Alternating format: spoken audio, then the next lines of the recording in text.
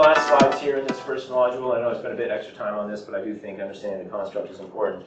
We are going to talk today about some of this biopsychosocial understanding of pain. And we're going to try and tap some biological, psychological, and social aspects. And we often talk about this biopsychosocial term, but I will say that many of us still are just sort of giving lip service to it, without really appreciating what we're talking about when we say biopsychosocial. We still try and silo that a little bit. We still try to look at these things individually. I think what we need to recognize is that, there we are, that really these things overlap. And there is no psychology without biology, and vice versa.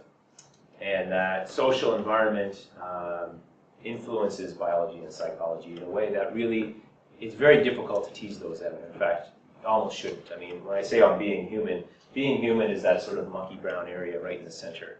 And so while we do address, I'm going to talk about tools that kind of tap these different domains over the course of the day, I hope we all recognize that really these things interact.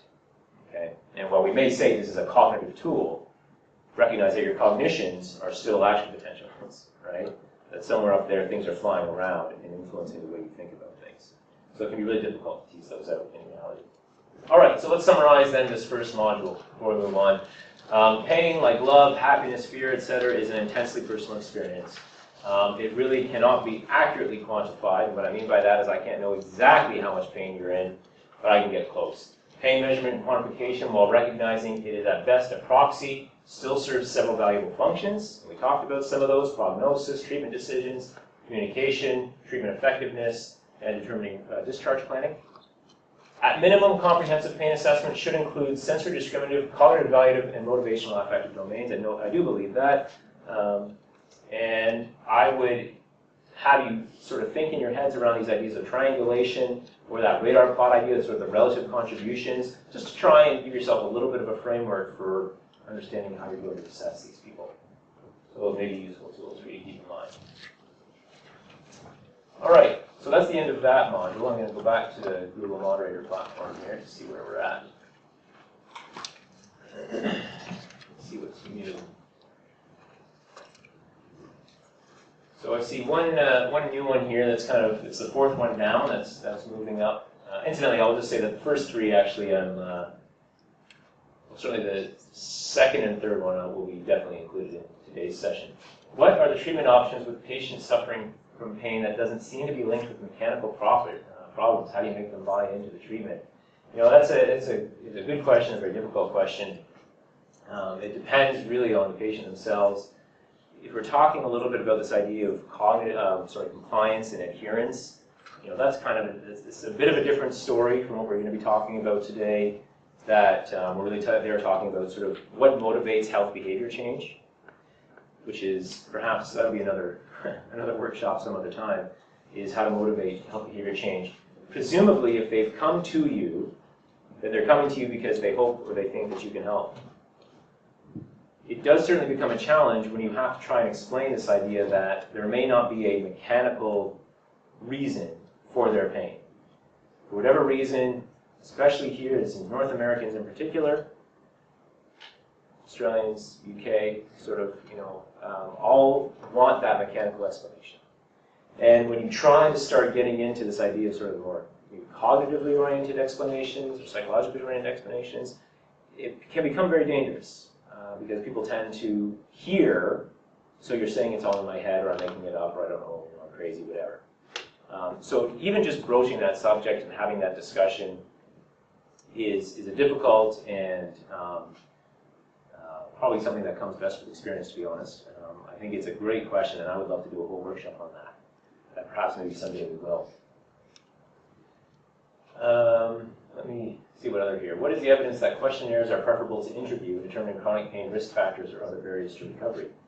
Well, I will say that the evidence would say that's probably the case because we are inundated with quantitative evidence. There's very little qualitative research done in this field, and so it's a bit of a sort of unfair comparison between the two.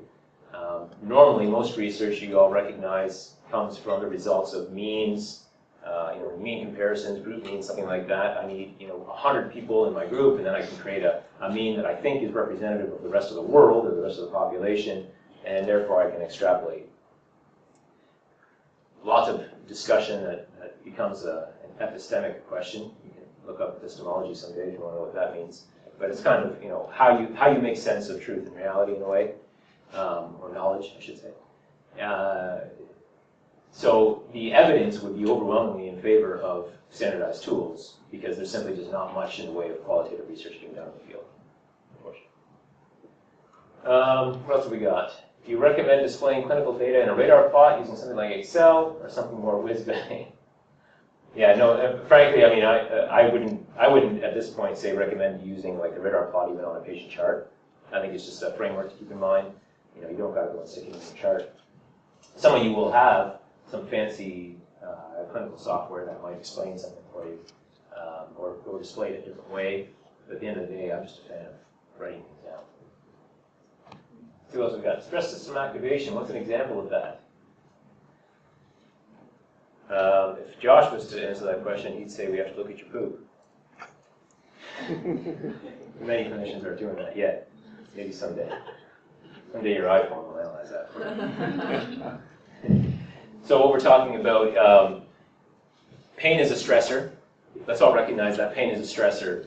And pain represents a deviation from some kind of normality, right?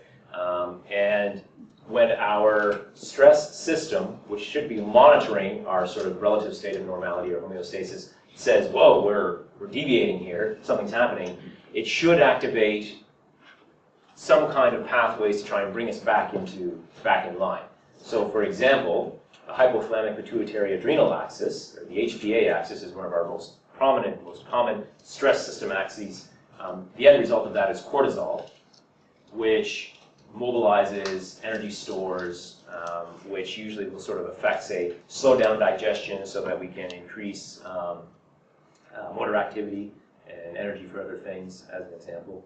Our autonomic nervous system is another system that might sort of jump into action in order to try and bring us back into some sense of kind of normality, right? So maybe we're hot, whatever, we sweat, it brings us back to normal. These are all sort of stress system activity things.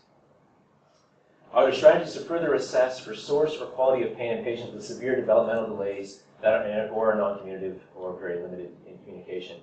There are, and in fact that's an interesting and burgeoning field, is assessing pain in people who are non-communicative for a reason. So very young children and infants, older folks, or folks with developmental delay in midlife.